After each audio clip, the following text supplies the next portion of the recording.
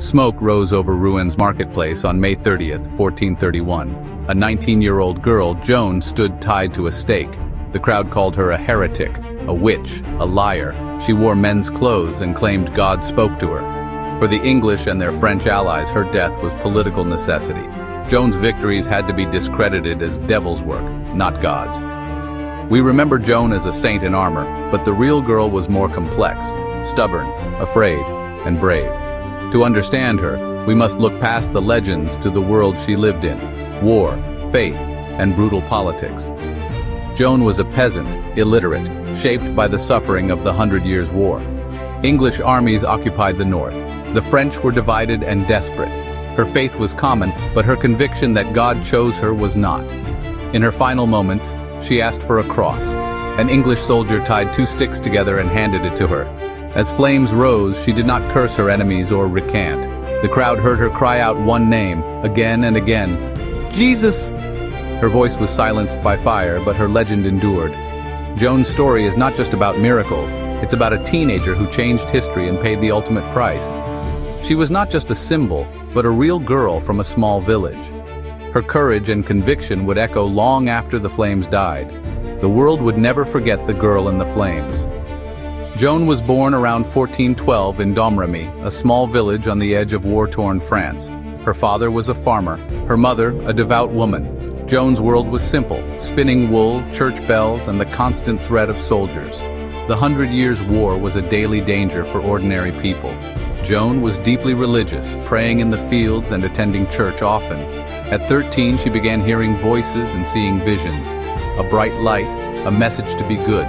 The voices grew urgent, giving her a mission: save France. She identified her guides as Saint Michael, Saint Catherine, and Saint Margaret. They told her to drive out the English and lead the Dauphin Charles to his coronation. For years, Joan kept her visions secret, fearing disbelief. But the voices persisted, urging her to seek out Robert de Baudricourt for an escort to the Dauphin. She was rejected, mocked, and sent home, but she refused to give up. Joan's certainty was unshakable. She returned, and this time, people listened. Her impossible journey was about to begin.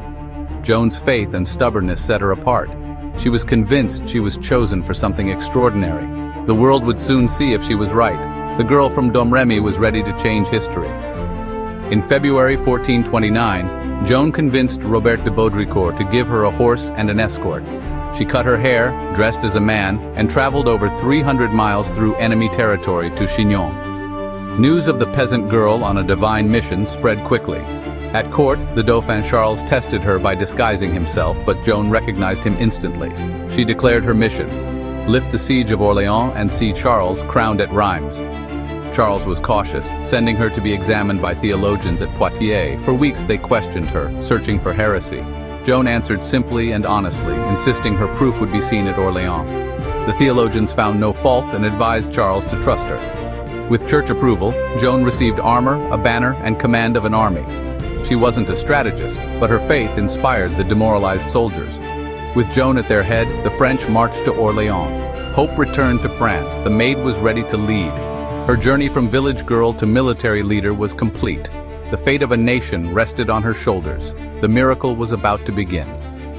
Joan's arrival at Orléans in April 1429 changed everything.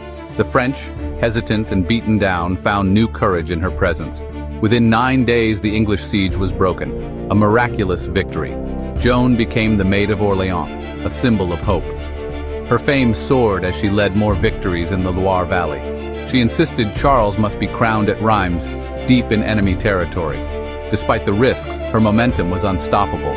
Towns opened their gates. The march to Reims became a triumph. On July 17, 1429, Charles VII was crowned, Joan by his side. She had fulfilled her mission, restoring the monarchy's legitimacy.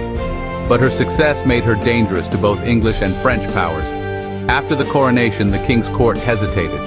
Joan wanted to press on, but was overruled. An attack on Paris failed, and Joan was wounded. Her aura of invincibility faded. In May 1430, she was captured outside Compiègne by Burgundian soldiers. The king made no effort to save her. Joan was sold to the English. Her fate was sealed. The English put Joan on trial for heresy in Rouen. The trial was a political show, led by Bishop Pierre Cauchon. They needed to prove her voices were from the devil, not God. Joan, an illiterate peasant, faced learned theologians who tried to trap her. She answered with honesty and wit, frustrating her accusers. The main charges, heresy and cross-dressing. For Joan, men's clothes were practical and symbolic. For her judges, they were proof of defiance. Worn down by threats and imprisonment, Joan signed a confession. But days later, she was found in men's clothes again. Whether by force or choice, we may never know. She was condemned as a relapsed heretic.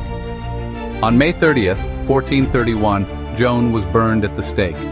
Her ashes were thrown into the Seine, but her story did not end. Years later, a retrial declared her innocent and a martyr.